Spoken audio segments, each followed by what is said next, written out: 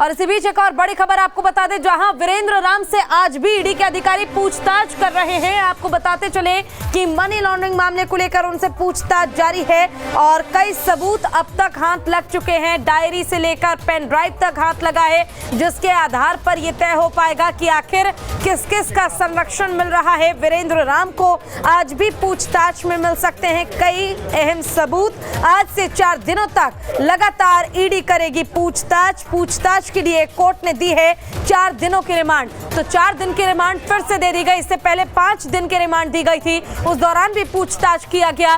कई सबूत उनके खिलाफ इकट्ठे किए गए ईडी के अधिकारियों की ओर से, लेकिन अब जिस तरह से जानकारी निकलकर सामने आई, 4 दिन की रिमांड जो है वो और बढ़ा दी गई है। और उसके बाद आखिर 4 दिन की इस रिमांड पर क्या सवाल होंगे जो उनसे पूछे जाएंगे और उन सवालों का किस तरह वो जवाब देते हैं, क्योंकि इससे पहले भी साल 2019 में उनके पास से भारी मात्रा में कैश बरामद हुआ था। इस बार जब उनके 24 ठिकानों पर छापेमारी की गई तो करोड़ों की प्रॉपर्टी बरामद हुई।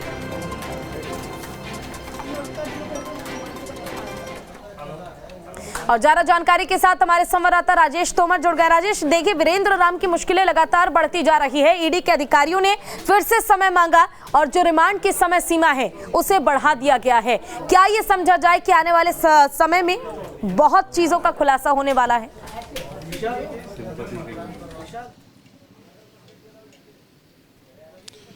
बिल्कुल पूजा, ये उम्मीद किया जा रहा है। चूंकि जब उनके रिमांड की अवधि कल खत्म हो गई थी तो उसके बाद जो स्पेशल कोर्ट है पीएमएल का, वहां से उनको 4 दिनों का रिमांड मिला है। रिमांड के पीछे का जो वजह था वो ये था कि ईडी के अधिकारियों ने कहा कि वीरेंद्र राम बहुत सहयोग नहीं कर रहे हैं। जो सवाल उनसे पीछे पूछा जा रहा है उसको वो घुमा फिरा कर उसका जवाब दे रहे हैं, कोई सही इसका जवाब नहीं देते हैं। साथ ही चूंकि एक बड़ा इन्वॉल्वमेंट है, टेंडर का एक बड़ा घोटाला है, ग्रामीण विकास में बहुत बड़े पैमाने पर टेंडर घोटाले किए गए हैं और उसमें सैकड़ों करोड़ की उगाई हुई है जो कि अवैध तरीके से उगाई है। अब ये जो कमीशन और कट की बात हो रही है, 0.3% की बात हुई थी, जो वीरेंद्र राम ने कबूला था कि 0.3% उनको मिलता था, लेकिन ईडी को शक है कि ये जो 0.3% वीरेंद्र राम बता रहे हैं ये रकम काफी बड़ा है और खास तौर पर उस विभाग में जिस तरह से टेंडर को मैनेज किया जाता था वो एक आदमी के भरोसे ये काम नहीं हो सकता। इसके अलावा एक राम पुकार राम है जिनके घर पर भी ईडी ने दबिश डाली थी, वो आदमी भी वीरेंद्र राम से काफी करीब है, सहायक अभियंता है वो। और ग्रामीण विकास में जो खेल चल रहा था काफी लंबे समय से चल रहा था और उस खेल में जो पैसों का उगाही हुआ है वो ईडी जानना चाहती है कि इसमें कौन कौन से लोग शामिल हैं, क्योंकि एक आदमी का ये पूरा खेल नहीं है।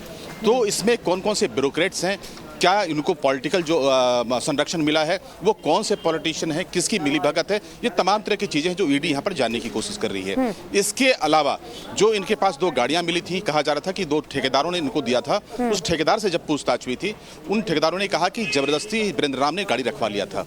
अब सवाल है कि ऐसी कौन सी परिस्थिति थी, उन्होंने कौन से कंप्लेन किया था, अगर जबरदस्ती उन्होंने गाड़ी रखवाई तो इसके पीछे का वजह क्या था। आखिर वीरेंद्र राम अगर इस हिसाब से काम कर रहे थे कि वो ना सिर्फ वहां पर चीफ इंजीनियर थे बल्कि बड़ा रसूख के साथ काम कर रहे थे, तो इसके पीछे की जो शक्तियां हैं वो यहाँ पर ईडी जानने की कोशिश कर रही है कि वीरेंद्र राम आखिर किसके संरक्षण में काम कर रहे थे। तो कई ऐसे पहलू हैं जो लगातार पूछताछ होगी। अभी आज जो है ये 6ठा दिन है, 3 दिन और बचेंगे। ईडी के लिए सबसे बड़ी चुनौती होगी कि तमाम जो सूचनाएं हैं वो वीरेंद्र राम से एकत्रित करें, जो अलग अलग एविडेंस मिले हैं उसकी यहाँ पर पुष्टि कराया जा सके, जो लोग सामने आ रहे हैं उनसे उनको क्रॉस एग्जामिनेशन करें। और ये भी कहा जा रहा है कि कुछ ऐसे ब्यूरोक्रेट्स हैं जहां पर दबिश हो सकती है, उनको नोटिस कराया जा सकता है। लेकिन चूंकि अभी होली सामने आने वाला है तो जाहिर है कि ये जो पूछताछ का क्रम है होली के बाद कुछ ब्यूरोक्रेट्स, कुछ पॉलिटिशियंस को ईडी समन कर सकती है। तो जो मामला है वो फिलहाल यहाँ पर ये है और आप देख सकते हैं कि ईडी ऑफिस में सन्नाटा है, लेकिन अंदर में गहनता से पूछताछ हो रही है। वहाँ पर वीरेंद्र राम है, ईडी के कई अधिकारी वहाँ पर मौजूद हैं, जो साक्ष्य मिले हैं, जो डिजिटल साक्ष्य मिले हैं उसका यहाँ पर क्रॉस एग्जामिनेशन हो रहा है, उसकी जाँच चल रही है और बहुत जल्द ईडी की तरफ से जो जांच का सिलसिला है वो आगे बढ़ाया जाएगा। तो देखना बहुत दिलचस्प होगा कि वीरेंद्र राम के पास से और क्या कुछ इन्फॉर्मेशन मिलते हैं और इसके बाद आने वाले समय में कौन कौन ईडी के टारगेट पे होंगे। पूजा, बिल्कुल राजेश, देखिए ऐसे में एक सवाल ये भी उठता है, जैसा कि आपने जिक्र किया कि 6 दिन का समय बीत चुका है और क्योंकि अब आगे भी समय सीमा को बढ़ाया गया है, लेकिन होली का त्योहार भी आना है, तो तमाम चीजें हैं जिसे ध्यान में रखा जा रहा है। लेकिन बड़ा सवाल ये कि एक डायरी, एक पेन ड्राइव, तमाम दस्तावेज हाथ लगे हैं। ऐसे में अभी भी ये पता लगा पाना क्यों इतना मुश्किल होता जा रहा है कि आखिर चीफ इंजीनियर किसके लीड में काम कर रहा था, कौन लीडर है जिसके कहने पर ये सब कुछ जो धांधलेबाजी की गई है सब कुछ चल रहा था। क्या इसको लेकर कुछ भी सबूत हाथ लग पाए अभी तक? 6 दिन का समय भी बीत चुका है। देखिए देखिए ईडी के पास बहुत सारे पुख्ता सबूत हैं पूजा। क्रॉस एग्जामिनेशन इसलिए हो रहा है यहाँ पर, जो डिजिटल डिवाइसेस मिले हैं, जो डायरी मिली है, वो यहाँ पर जानने की कोशिश हो रही है कि ये जो लेन देन है, इस लेन देन के पीछे का कारण क्या है। जो यहाँ पर वीरेंद्र राम है वो लगातार मिसलीड कर रहे हैं। यही कारण है कि ईडी के अधिकारियों को थोड़ी परेशानी हो रही है। लेकिन ईडी के पास इतने साक्ष्य हैं कि आने वाले समय में कुछ और लोगों से पूछताछ होगी और बिल्कुल जो वीरेंद्र राम है यहाँ पर, वीरेंद्र राम के यहाँ जो संपत्ति जिस तरह से यहाँ पर सामने आया, जो प्रॉपर्टीज उनके पास हैं, जो कैश उनसे मिला, जो जेवर उनसे मिला और जो 2019 में जो रेड हुए थे, वो तमाम कड़ियों को जोड़कर यहाँ पर देखा जा रहा है।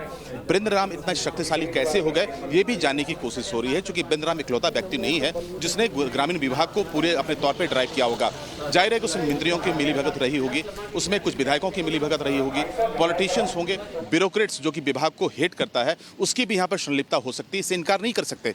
लेकिन चूंकि ईडी अभी नाम नहीं खोल रही है, इसके पीछे का कारण है कि ईडी चाहती है कि जो साक्ष्य हैं वो यहाँ पर मिले, और जब वेरिफिकेशन की बात होगी या फिर किसी अन्य जगहों पर पूछताछ या रेड की जरूरत होगी तो ईडी अपने हिसाब से दबिश डालेगी।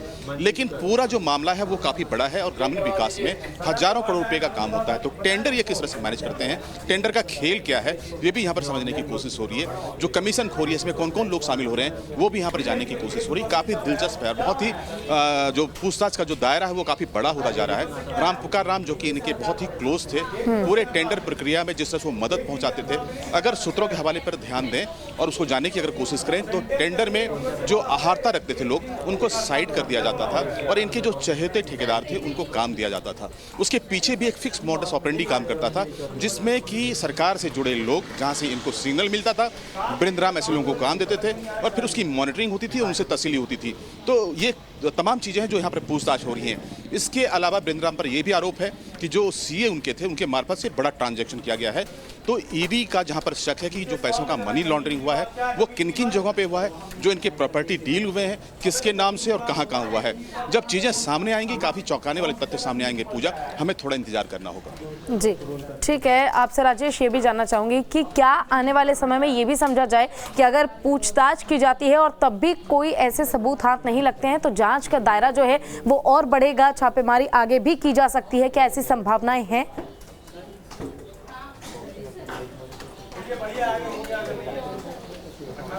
बिल्कुल इस संभावनाओं से इनकार नहीं कर सकते, क्योंकि जो पैसे मिले हैं, जो अब तक की प्रॉपर्टी की रिकवरी है, वीरेंद्र राम के पास सैकड़ों करोड़ की संपत्ति है। ये संपत्ति कहां से है, ये जानने की जो कोशिश हो रही है वो ये है कि जो ईडी के पास साक्ष्य हाथ लगे हैं, जो रेड हुए थे, उस अशोक नगर वाले आवास में काफ़ी कुछ मिला है। इसके अलावा जिनके अलग अलग ठिकाने हैं उस पर भी रेड डाला गया था, दबिश डाली गई थी और उसके बाद बहुत सारे डॉक्यूमेंट्स हाथ लगे हैं। ऐसे कई लोगों का नाम सामने है।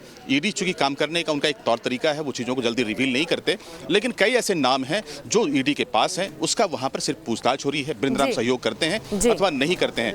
आने वाले समय में कुछ लोगों के यहाँ दबिश होगी, इसे इनकार नहीं कर सकते। इसमें कुछ ब्यूरोक्रेट्स हो सकते हैं, कुछ पॉलिटिशियन हो सकते हैं। पूजा, ये जो होली के बाद का समय होगा, अब देखेंगे कि इस पूरे वीरेंद्र राम वाले केस में बहुत तेजी देखी जाएगी और कुछ रेड भी पड़ेंगे, इसे इनकार नहीं कर सकते। ठीक है, आपका बहुत बहुत शुक्रिया इस तमाम जानकारी के लिए राजेश।